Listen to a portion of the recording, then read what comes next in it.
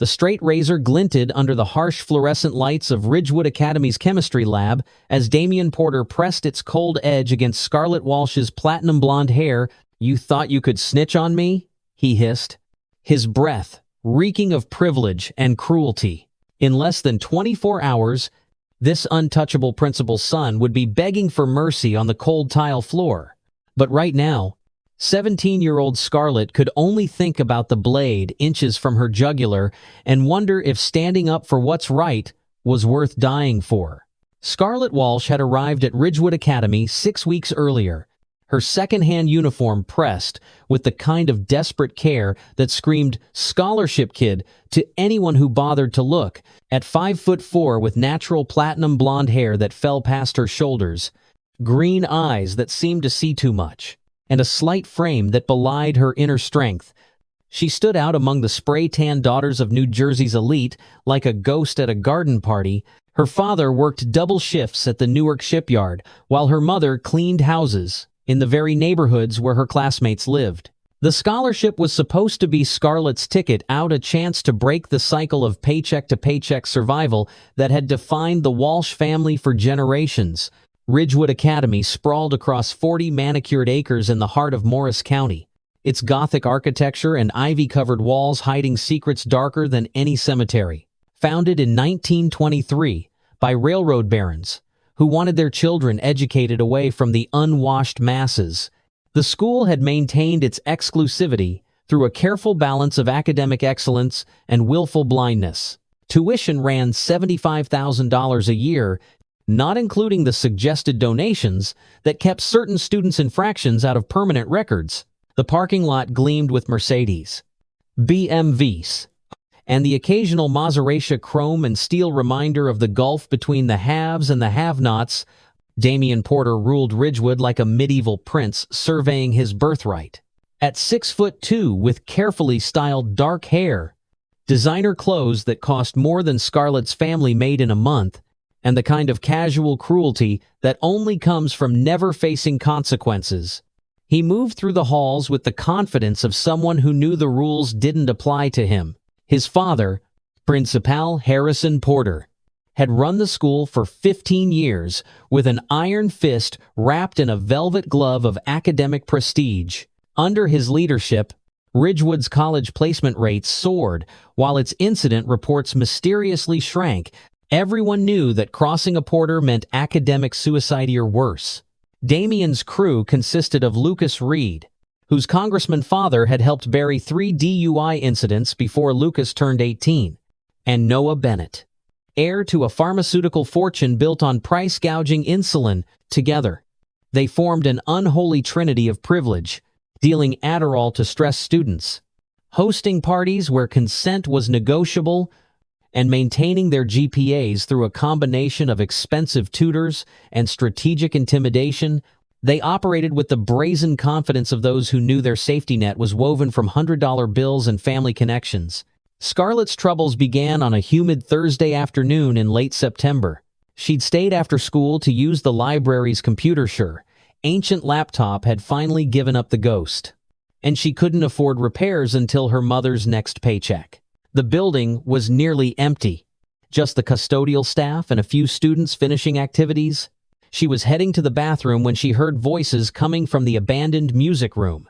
Its funding cut 3 years ago to build a new lacrosse field, $40 for regular, $60 for extended release. Damian's voice drifted through the cracked door. "And tell your boyfriend if he narcs again, I'll make sure his Yale recommendation letter mentions his little problem with academic honesty." Scarlet froze. She knew she should walk away. Pretend she hadn't heard anything. That's what smart scholarship kids did, kept their heads down, their grades up, and their mouths shut. But something about the casual cruelty in Damian's voice, the way he weaponized futures like playing cards, made her pull out her phone. She recorded 30 seconds of damning conversation before footsteps approached the door. Well, Damian's voice made her jump. He stood in the doorway, Lucas and Noah flanking him like particularly well-dressed gargoyles. If it isn't Walmart Barbie playing detective. Scarlet's hand tightened on her phone. "I was just Recording private conversations? Damien stepped closer, his cologne overwhelming in the narrow hallway. That's illegal. You know, invasion of privacy. My mother's a judge. He'd be very interested in pressing charges. He held out his hand. Phone? Now. No. The word escaped before Scarlet could stop it. Surprising them both, Damien's eyes narrowed. Excuse me? I said no. Scarlet's voice grew stronger. What you're doing is wrong. Those kids need help. Not dealers. Lucas laughed. An ugly sound. Listen to Mother Teresa over here. Like you've never popped an Addy before a test. I haven't, Scarlet said quietly. Some of us actually study. The silence that followed was heavy with menace. Damien stepped so close she could see the gold flecks in his brown eyes.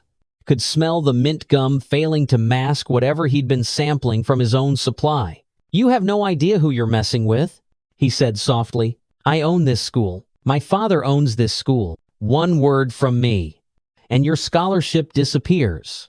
One call from him, and no decent college will touch you. Is your little moral stand worth throwing away your entire future?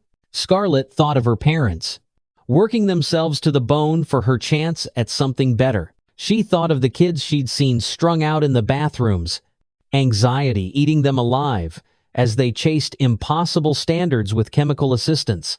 She thought of all the times she'd watched injustice flourish because good people chose safety over righteousness. Yes, she said. It is. Damien's face darkened. Then you just signed your own death warrant. Trailer trash. And trust me, by the time I'm done with you, you'll be begging to go back to whatever gutter you crawled out of. The campaign began the next morning. Scarlet arrived at school to find her locker decorated with printed screenshots from her mother's cleaning service Facebook page, complete with mocking comments about knowing her place and, some people are just born to serve.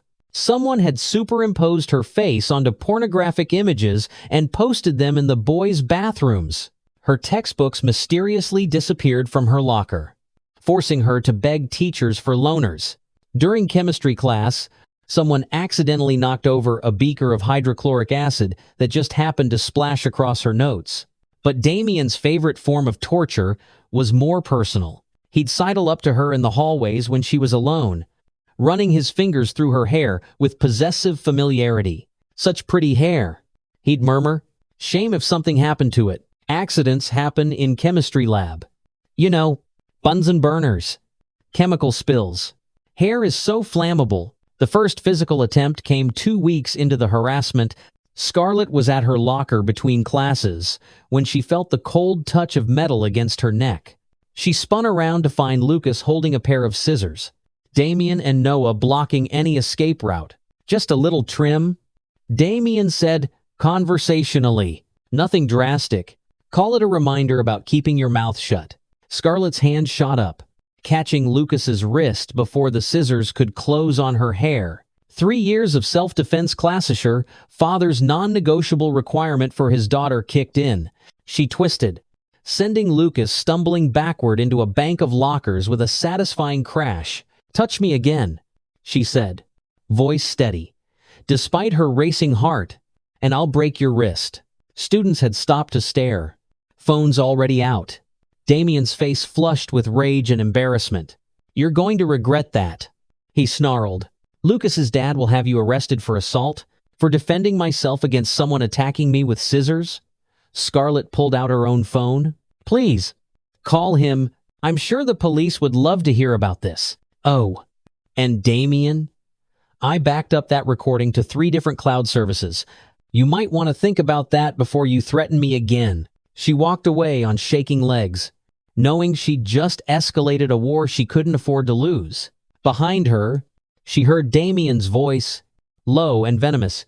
Get me the good scissors from the art room, and find out when she'll be alone. Scarlet started varying her routes, never staying after school, always keeping to populated areas. She documented everything, every threat, every accident, every moment of harassment. Ruby Martinez, a quiet girl from her AP history class, began walking with her between classes after witnessing the scissor incident. My cousin went through this last year, Ruby said quietly. Different school, Same story. Rich boys who think the rules don't apply. She ended up transferring. I'm not running, Scarlet said firmly. Someone has to stand up to them. Then you need to be smarter, Ruby said. My mom's a paralegal. She says documentation is everything. Videos, witnesses, paper trails. Make it so airtight that even Principal Porter can't sweep it under the rug. Miss Elena Vasquez, the Spanish teacher who'd arrived at Ridgewood the same year as Scarlet's scholarship, began keeping her classroom open during lunch. She never said anything directly, but her meaningful looks and the way she always happened to be in the hallway when Scarlet was walking alone spoke volumes. Not everyone at Ridgewood was complicit in the culture of silence. The escalation continued for 3 more weeks. Damien's creativity and psychological torture seemed limitless. He'd paid someone to hack Scarlet's email, sending messages to her teachers, claiming she was dropping their classes. He'd arranged for her lunch account to be mysteriously drained, leaving her hungry unless Ruby shared her food. During a fire drill, someone Scarlet couldn't prove who had cut a 6-inch chunk from her hair while she was pressed in the crowd. She'd evened it out herself in the bathroom, fighting back tears as platinum strands circled the drain. Through it all, Scarlet kept recording, kept documenting, kept refusing to break. She'd learned that Damien's drug operation was more extensive than she'd initially thought, involving not just Adderall but Xanax, Percocet, and even some cocaine for the truly wealthy students. He was careful, using burner phones and cryptocurrency, but his arrogance made him sloppy. He couldn't resist bragging, couldn't help but flaunt his power in small ways that Scarlet meticulously cataloged. The final confrontation was inevitable. Scarlet should have seen it coming when Damien's harassment suddenly stopped for 2 days. The calm before the storm, her father would have called it. She'd stayed late on Wednesday to finish a history paper, the library closing around her as the sun set over Ridgewood's manicured grounds. Ruby had offered to wait, but Scarlet had waved her off. The paper was due first period, and she only needed another hour. She was packing up her things when the lights went out. Emergency lighting kicked in a second later, bathing everything in an eerie red glow. Scarlet's heart began to pound as she heard footsteps in the stacks. Libraries closed? Damien's voice echoed off the walls. Just you and us? Trailer trash. No witnesses. No cameras. The power outage took care of those. Time to finish what we started. Scarlet ran. She burst out of the library and into the darkened hallway, her footsteps echoing off the polished floors. Behind her, she could hear them giving chase. 3 sets of designer shoes slapping against linoleum. She needed somewhere public, somewhere with people. But the building was empty. The teachers long gone. Even the custodial staff finished for the night. The chemistry lab door was open. Scarlet didn't think, just ducked inside and slammed it shut, her fingers fumbling for the lock. The bolt clicked home just as bodies crashed against the door from the other side. Open up. Damien's voice was sing-song, mocking. We just want to talk about your future at Ridgewood. Or should I say, your lack of one? Scarlet backed away from the door, her mind racing. The lab was dimly lit by emergency lighting and the faint glow from the chemical storage cabinet. She knew this room well. It was where she'd excelled despite the accidents and sabotage, where her intelligence couldn't be diminished by her socio-economic status. The door handle rattled. Then she heard the distinctive click of a key in the lock. Perks of being the principal's son, Damien said as the door swung open. Master key to every room in the building. He stepped inside, flanked by Lucas and Noah. In the red emergency lighting, their faces looked demonic, shadows dancing across entitled features. And in Damien's hand, catching the light like a promise of violence, was a straight razor. My grandfather's, he said conversationally, flicking it open with practiced ease. He was a barber, back when that meant something. Used to tell stories about keeping order in his shop, making sure everyone knew their place. He stepped closer, the blade gleaming. Figured it was appropriate, considering you need a lesson about yours. Scarlet's back hit the lab bench. Beakers and test tubes rattled at the impact. Her fingers found the edge of the table, gripping it for stability as her mind cataloged potential weapons. Broken glass would require getting too close. The emergency shower was too far, but the chemical storage cabinet, you know what your problem is. Scarlet? Damien continued, savoring her apparent helplessness. You think because you're smart? Because you got some charity scholarship that makes you equal to us. But intelligence without power is just trivia. And power? He gestured with the razor. Power is what happens when daddy owns the school. When money makes problems disappear. When the rules bend around you instead of breaking you. Must be nice, Scarlet said, surprised by how steady her voice sounded. Never having to earn anything. Never knowing if people respect you or just fear your last name. Lucas laughed. Who cares about respect when you have everything else? Someone who's never had it wouldn't understand. Scarlet shot back. She was inching sideways now, trying to put the lab bench between her and them. Tell me, Lucas, when's the last time someone was honest with you? When's the last time you achieved something that daddy's money didn't buy? Shut up, Noah growled, but she'd hit a nerve. She could see it in the way Lucas's jaw tightened. That's enough philosophy. Damien snapped. Hold her. They moved as a unit, Lucas and Noah flanking her while Damien approached with the razor. Scarlet's hand found a bottle of sodium hydroxide solution drain cleaner. Essentially, she gripped it behind her back. You know what? Damien said as he got closer. I've changed my mind. The hair is too easy. Too simple. I think we need something more. Permanent. Something that'll remind you every day that you challenged the wrong people. He was close enough now that she could see her terrified reflection in the blade. Close enough that his arrogance made him careless. Chemistry was always my best subject, Scarlet said quietly. Then she moved. The sodium hydroxide splashed across the floor in front of them, its caustic nature immediately apparent as their designer shoes began to smoke. Lucas jumped back with a yelp, crashing into a shelf of glassware. The cascade of breaking beakers created chaos, chemicals mixing in ways that definitely violated safety protocols. My shoes, Noah screamed. They're $500. Scarlet didn't waste time, gloating. She grabbed a bottle of concentrated ammonia and held it high. You know what happens when this mixes with the chlorine compounds in that spilled bleach, right? Or weren't you paying attention during the safety lectures? Damien's face had gone pale. The razor wavered in his hand as the reality of the situation hit him. The lab was now a minefield of spilled chemicals, broken glass, and potential reactions. The ventilation system was off with the power, and already the air was getting thick with fumes. You're crazy, he breathed. No, Scarlet said, backing toward the door. I'm done being your victim. I'm done watching you destroy lives because daddy makes your problems disappear. And I'm done pretending that money makes you untouchable. She kept the ammonia bottle raised as she moved. Here's what's going to happen. You're going to put down the razor. You're going to leave me alone permanently. And you're going to stop dealing drugs to desperate kids. Because if you don't, she gestured at the chemical chaos around them. This is nothing compared to what I can do with actual planning. You threatening us? Lucas demanded. Though he was pressed against the far wall, as far from the spilled chemicals as possible. I'm promising you, Scarlet said. I have enough evidence to bury your whole operation. Videos, audio recordings, transaction records. Did you really think using Venmo with cute emojis made you clever? One USB drive to the DEA, and your futures evaporate faster than acetone. My father Damien started. Your father is going down too. Scarlet interrupted.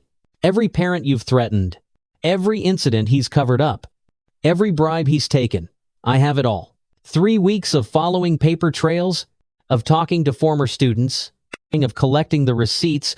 You were too arrogant to hide properly. The emergency lighting flickered, casting shifting shadows across their faces.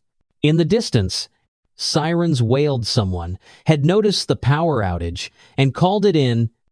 You're bluffing, Damien said, but uncertainty had crept into his voice. Scarlet smiled, a sharp expression that held no humor. Room 307, the old music room where you do your deals. I installed a camera 3 weeks ago, battery-powered, motion-activated, uploading directly to the cloud. Every transaction, every threat, every moment of your empire is documented.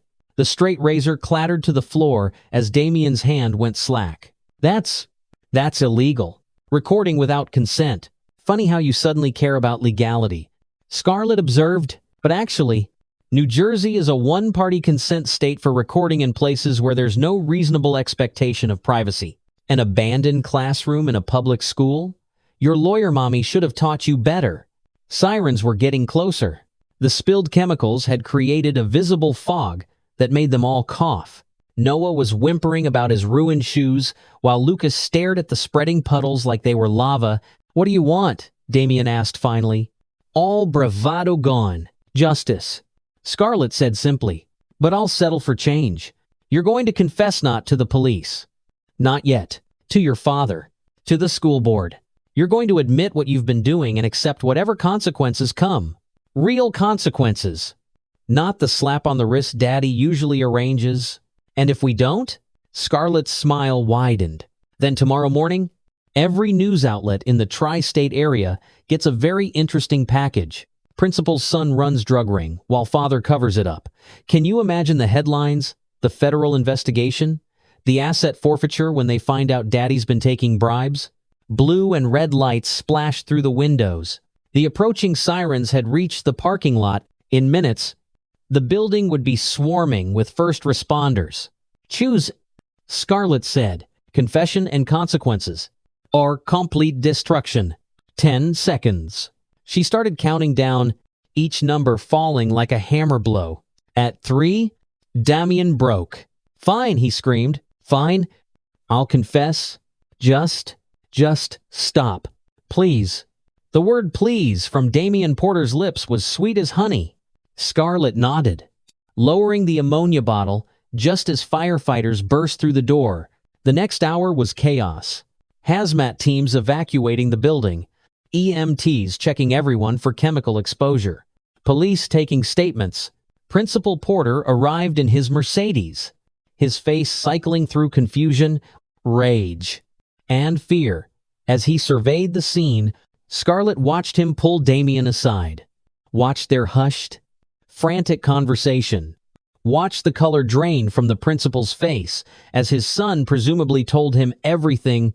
Scarlet gave her statement carefully, explaining that she'd been chased into the lab, that chemicals had been spilled in the struggle, that she'd defended herself when threatened with a weapon. She showed them the straight razor on the floor, pointed out the security footage that would confirm she'd been pursued.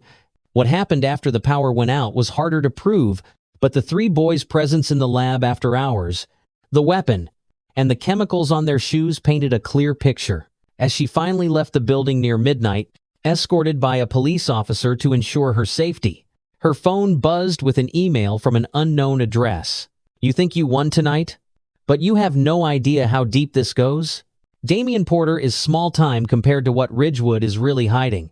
If you want the truth, the real truth about this school, meet me in the auditorium tomorrow at midnight. Come alone. Trust no one, especially not the police. A friend who knows." Attached was a single photo. A group of men in expensive suits standing in what looked like Ridgewood's boardroom. She recognized Principal Porter, several board members, and her blood ran cold. Judges, politicians, and business leaders she'd seen on the news. At the center of the group, holding what was clearly a briefcase full of cash, was someone she never expected.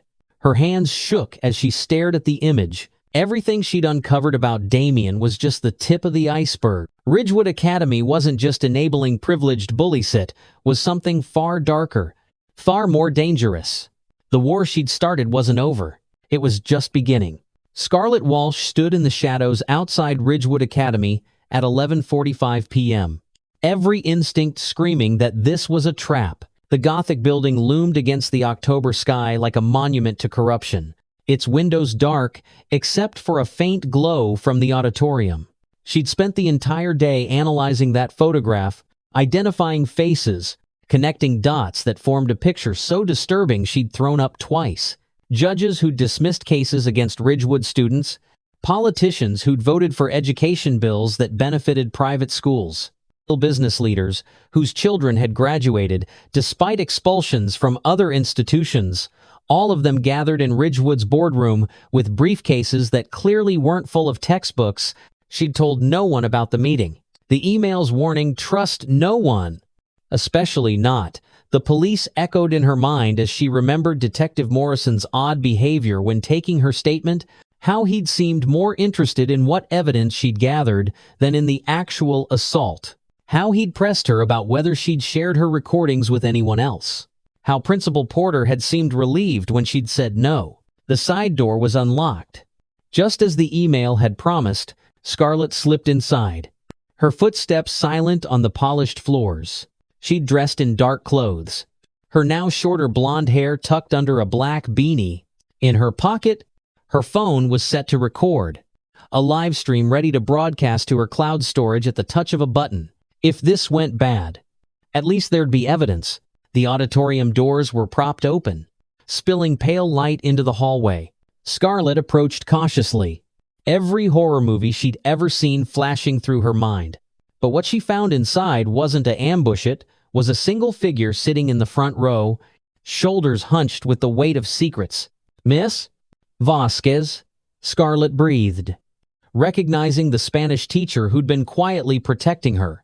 Elena Vasquez turned, and Scarlet gasped. The young teacher's face was bruised, her left eye swollen shut, her usually perfect appearance disheveled and broken. "They found out I was helping you," Elena said quietly. Principal Porter had some of his friends explain why that was a bad idea. Scarlet rushed forward, rage burning in her chest. "We need to get you to a hospital." "No." Elena's voice was firm despite her injuries. "Not until you understand what you're really fighting." "Sit down, Scarlet. Let me tell you about Ridgewood Academy." Scarlet sat, her hands clenched into fists, as Elena began to speak. "Ridgewood isn't just a school," Elena said. "It's a finishing school for corruption, for 3 generations. It's been where the tri-state area's elite send their children, not just for education, but for integration into a network that controls everything from local zoning boards to federal judicial appointments." She pulled out a tablet, showing documents she'd been collecting for years. "It starts small, little favors. A parent needs a building permit expedited, so they donate to the school. Another parent's company gets a government contract after their generous contribution to the new science wing. But over time, it evolved into something darker." The documents showed a web of connections that made Scarlet's head spin.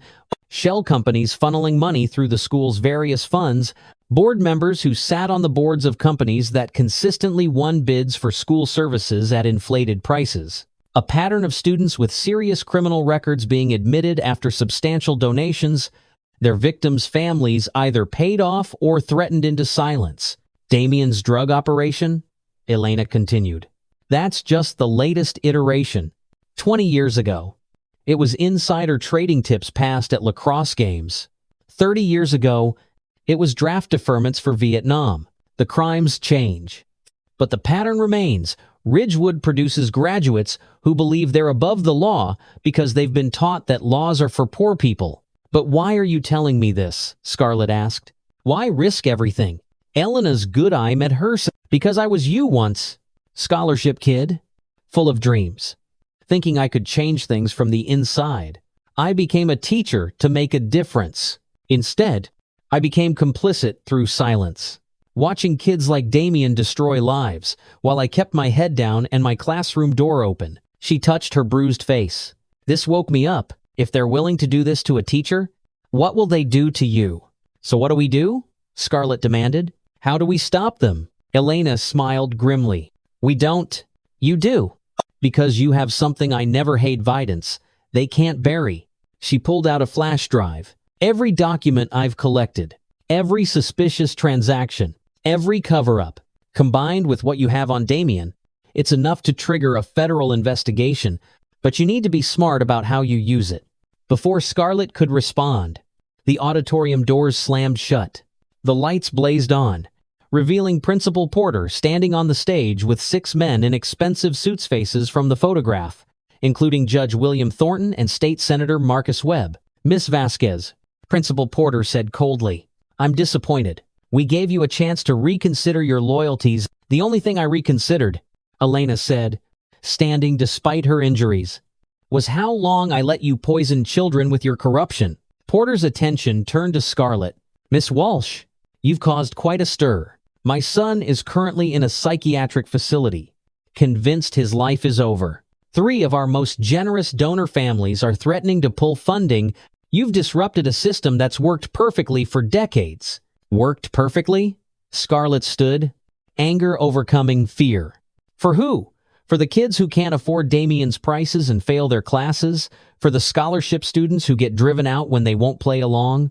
For every victim your system silenced? Judge Thornton stepped forward. You're young, so let me explain how the world really works. Systems exist for a reason. Hierarchies maintain order. Some people are meant to lead, others to follow. Ridgewood simply acknowledges reality. Your reality? Scarlet shot back. Built on bribes and blackmail, built on relationships. Senator Webb corrected smoothly. Mutual benefit. Shared success. Your little recording of Damien means nothing compared to the weight of institutions. That's when Scarlet smiled. You think this is about Damien? Oh, you really don't know. Do you? She pulled out her phone, showing them the live stream notification. 12,000 viewers and climbing. Every word you've said. Broadcasting live. Hi, Mom. She waved at the camera. Hi, Dad. Hi, New Jersey. Meet the men who think your laws don't apply to them. The men's faces went white. Porter lunged for her phone, but Scarlet danced back. Too late. She laughed. Cloud storage. Multiple platforms. And oh, did I mention the FBI agent watching? Special Agent Chen, you can come out now. From the back of the auditorium, a woman in a federal agent's windbreaker emerged, followed by a full tactical team. Gentlemen, Agent Chen announced, you're under arrest for conspiracy, racketeering, bribery, and about 30 other charges we'll sort out downtown. The next minutes were beautiful chaos. Judge Thornton tried to invoke judicial immunity while being handcuffed. Senator Webb demanded to call his lawyer, then realized his lawyer was also being arrested. Principal Porter just stood there, his empire crumbling, staring at Scarlet with undisguised hatred. You destroyed everything, he hissed as agents led him away. No, Scarlet said quietly. You destroyed everything the day you decided some kids mattered more than others? I just showed everyone what you were doing in the dark. As the auditorium emptied of criminals, Agent Chen approached Scarlet and Elena. That was incredibly brave, Miss Walsh, and incredibly dangerous. You're lucky your teacher reached out to us when she did. Scarlet turned to Elena in surprise. The teacher smiled with her good eye. I said you needed to be smart about the evidence. Live streaming was brilliant, but backup never hurts. I've been working with the FBI for 2 weeks, ever since I realized how deep this went. But they beat you. Stage makeup?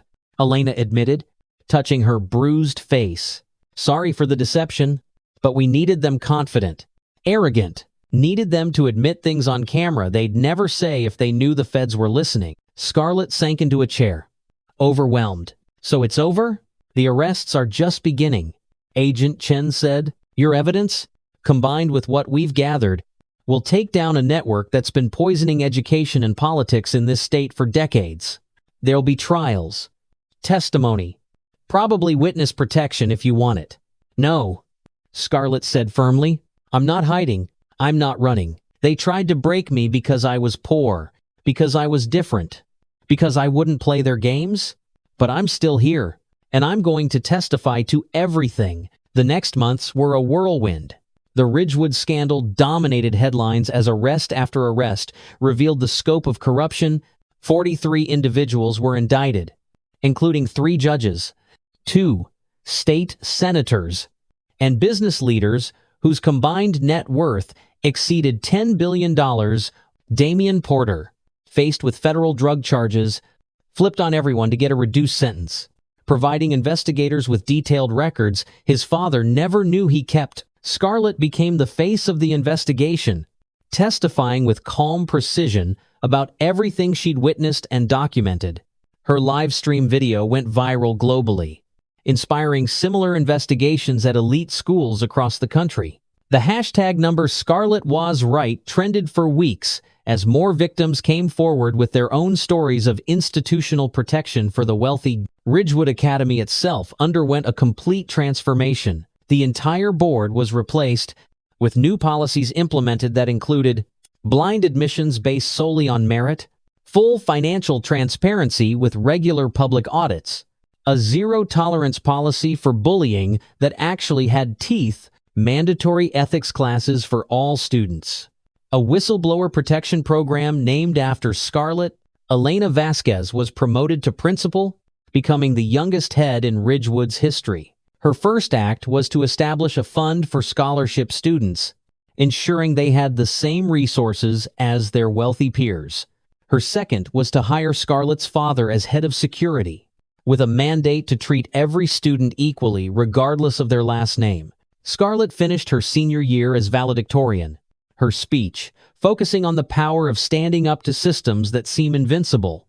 Harvard, Yale, and Princeton all offered her full scholarships, but she chose Columbia for its journalism program. She wanted to tell stories, to shine light in dark places, to ensure no one else suffered in silence because they thought they were powerless. Damian Porter served 18 months in juvenile detention, followed by 5 years of probation. His testimony helped convict his father, who received 25 years for racketeering and conspiracy.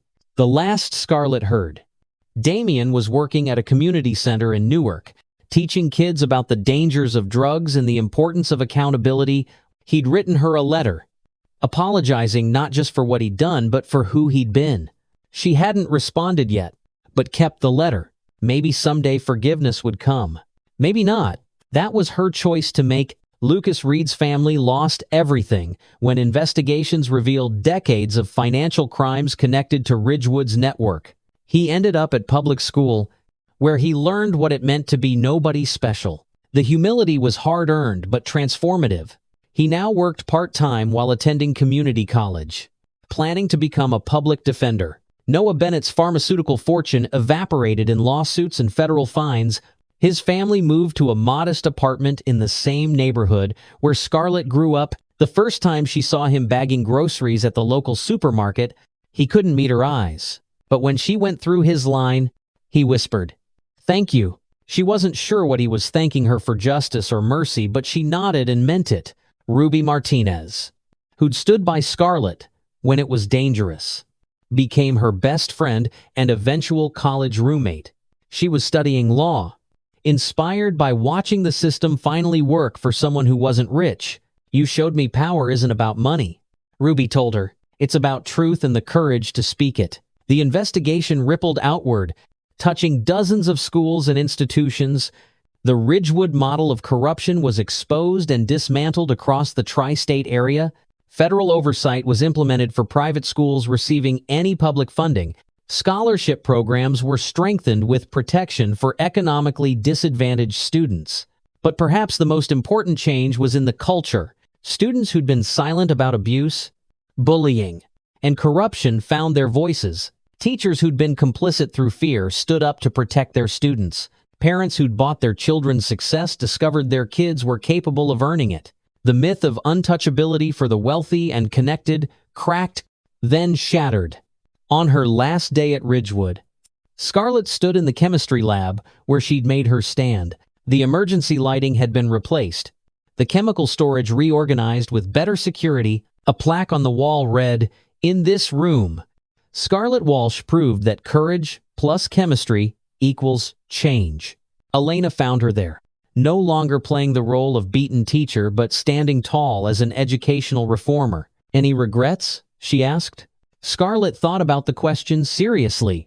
The investigation had been traumatic. The threats before the arrests were terrifying. Testifying meant reliving moments she'd rather forget. Her family had needed protection for months. She'd lost the normal senior year experience while becoming a national symbol. "No," she said finally. "They gave me a choice: accept my place or fight for what's right. I chose to fight." And because I did, every kid who comes after me won't have to make that choice. They can just learn. As they walked out together, Scarlet touched her shortened hair, now styled in a confident bob that had become her trademark. What started as vandalism had become a symbol of transformation. She'd entered Ridgewood as a scholarship kid, afraid of standing out. She was leaving as a young woman who'd brought down an empire of corruption with nothing but truth, courage, and a working knowledge of chemical reactions. Her phone buzzed with a message from her father. "Proud of you, kiddo. Mom's making your favorite dinner. Can't wait to hear about Columbia orientation." Another from Agent Chen. "Thornton just pled guilty. 20 years. Your testimony made the difference." And one from an unknown number that made her smile. "I'm a scholarship kid at Preston Academy. They're doing to us what Ridgewood did to you, but I've been recording everything. Because Scarlet was right. Thank you for showing us how to fight back." Scarlet typed back, "Document everything. Trust good people. Stand your ground. And remember, they're not untouchable. No one is. You've got this." As she walked through Ridgewood's gates for the last time, Scarlet didn't look back. She'd done what she came to do, gotten an education. It just wasn't the one anyone expected. She'd learned chemistry and calculus, literature and history. But more importantly, she'd learned that power isn't inherited or purchased. It's earned through courage, claimed through truth, and shared through justice. The girl who'd arrived in a second-hand uniform, afraid of standing out, was gone. In her place walked a young woman who'd faced down corruption with a bottle of sodium hydroxide and a smartphone, who'd turned privilege against itself, who'd proven that sometimes the best chemistry experiment is mixing truth with power and watching it explode. Ridgewood Academy would survive, transformed into something better. The networks of corruption would reconstitute elsewhere, because they always did. But now, there was a template, a proven method for fighting back. Now there were thousands of Scarlets in schools across the country, documenting and preparing, knowing they weren't alone. The war against systemic corruption wasn't one might never be truly won. But battles could be fought, and victories achieved. And sometimes, that was enough to change everything. Scarlet Walsh had come to Ridgewood seeking education and opportunity. She left having provided both to countless others. Not bad for trailer trash with a chemistry set and a conscience. In the end, the blade that was meant to cut her down had only trimmed away her fear. What remained was sharper than any Razora mind that wouldn't be silenced. A spirit that wouldn't be broken. And a voice that spoke for everyone who'd been told to know their place. She'd found her place. All right. It was standing up, speaking out, and fighting back. And she'd teach anyone who'd listen how to find theirs too. Her phone buzzed with a message from Elena Vasquez, now Secretary of Education for New Jersey. "Watching your speech. The Ridgewood bill just passed federal oversight for all private schools. You did this." Scarlet smiled, remembering the teacher who'd risked everything to protect her. Elena's reforms had transformed educational policy across 3 states, implementing protections that made another Ridgewood impossible. The chemistry lab where Scarlet had made her stand was now the Elena Vasquez Center for Educational Ethics, training teachers to recognize and combat institutional corruption.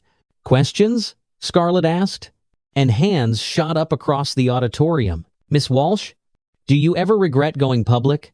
The death threats? The harassment, was it worth it?" Scarlet touched her hair unconsciously, remembering Damien's scissors, his straight razor, the moment she'd thought she might die for refusing to know her place. The harassment was real. For months, I couldn't go anywhere alone. My parents needed protection. We had to move twice. But regret? No, because every threatened kid who messages me, every corrupt network we expose, every bully who faces consequences, that's worth any price. What happened to Principal Porter? He's serving year 7 of his 25-year sentence. He teaches literacy to other inmates, now court-mandated community service. His son Damien actually visits him, trying to rebuild some kind of relationship. Redemption is possible, even for those who seem irredeemable. but it requires accepting responsibility first. Another hand, your investigation inspired the Educational Transparency Act. How does it feel to have federal legislation named after you? Scarlet laughed. They named it after the principal. Not me. But yes, requiring financial transparency from any school receiving public funds, that was our goal. No more dark money. No more buying silence. No more networks of corruption hiding behind educational privilege. Her phone lit up with another message. This one from Agent Chen, now Deputy Director of the FBI's Public Corruption Unit. Another network down in Chicago. Used your playbook live streaming plus documentation. These kids learned from the best. The speech continued for another hour. But Scarlet's mind drifted to all the changes 5 years had brought. Her investigative series, American Corruption, Hidden Networks, had won a Pulitzer at age 22, making her the youngest recipient in that category. The book rights had paid off her parents' mortgage and funded scholarships for a dozen kids from her old neighborhood. Her father now ran a security consulting firm specializing in protecting whistleblowers. Her mother had gone back to school, becoming a social worker focused on educational advocacy. The family that had scraped by was now comfortable, but more importantly, they were safe. The networks that had threatened them were dismantled, their leaders imprisoned or disgraced. After the speech, Scarlet met Lucas at a coffee shop near campus. His transformation still astounded. Herthy, entitled Bully, was now one of the city's most dedicated public defenders. "I owe you an apology," Lucas said, the same words he opened with every time they met. "And a thank you. You've apologized enough," Scarlet replied. "Meaning it. And you've proven your change through action. That's what matters." "I put another bully away yesterday," he said quietly. "Rich kid terrorizing scholarship students at Dalton. Used your precedent live streaming as evidence." The judge cited Ridgewood v. Blank. Walsh. In allowing it, they sat in comfortable silence. Two people who'd been on opposite sides of a war and somehow found peace. Lucas would never be a friend. Too much history for that, but he'd become something more important. Proof that people could change. That justice could transform, as well as punish. That evening, Scarlet returned to her apartment to find a package waiting. Inside was a chemistry textbook and a note. "Miss Walsh, I start teaching this fall at an inner-city school.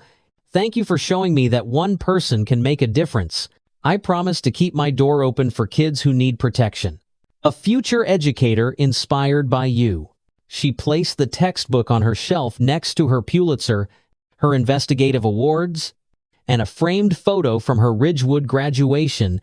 In the picture, she stood with Ruby and Elena, her short hair defiant, her smile genuine. They'd survived. More than that, they'd thrived.